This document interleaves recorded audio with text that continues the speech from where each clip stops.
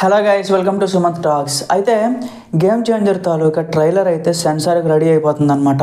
అయితే దీనికి సంబంధించి దాని ఎడిటింగ్ పనులు కానీ అలాగే బీజిఎం అంతా కూడా ప్రజెంట్ ఆ వర్క్స్ జరుగుతుంది అనమాట. వితిన్ 1 వీక్ ఆర్ 2 వీక్స్లో సెన్సార్ వాళ్ళకి సబ్మిట్ చేయడానికి రెడీ అయిపోతున్నారు. సంబంధించి కొంత ఇన్ఫర్మేషన్ వచ్చిందనమాట. ఏంటి అంటే ఈ ట్రైలర్లో మెయిన్ అంటే ఏ ఎలిమెంట్స్ అయితే స్టోరీలో హైలైట్ అవ్వబోతున్నాయో, ఏ ఎలిమెంట్స్ అయితే సినిమాలో హైలైట్ అవ్వబోతున్నాయో సో వాటిని ట్రైలర్లో చూపించే అవకాశాలు చాలా ఎక్కువ ఉన్నాయి. అలాగే కొన్ని సీన్స్ అంటే ఇప్పుడు టీజర్లో మనం చూసాం, ఒక షాట్ ఉంటుంది. సో చరణ్ గారు 2 చెప్పులు పట్టుకొని ఏడుస్తూ ఉంటారనమాట. సో అలాంటి షాట్స్ ఇంకా ప్లాన్ చేస్తున్నారనమాట.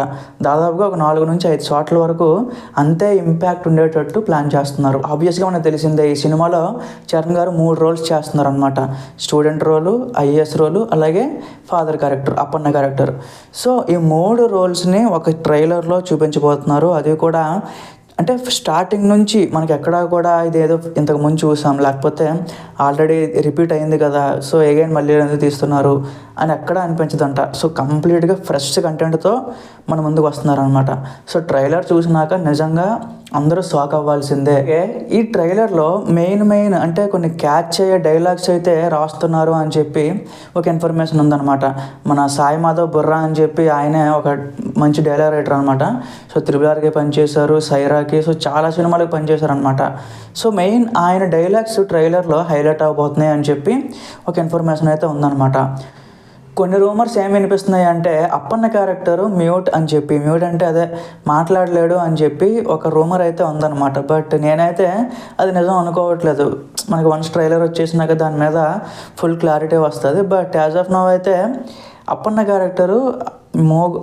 క్యారెక్టర్ మాట్లాడదు అని చెప్పేది రూమర్ అని అనుకుంటున్నాను. బట్ మనం వెయిట్ చేసి చూడాలి. దాంతోపాటుగా అమెరికాలో ఈవెంట్ కూడా ప్లాన్ చేస్తున్నారు. దానికి సుకుమార్ గారు, బుచ్చిబాబు గారు, అలాగే కొంతమంది హాలీవుడ్ వాళ్ళు కూడా వచ్చే అవకాశాలు అయితే ఉన్నాయన్నమాట.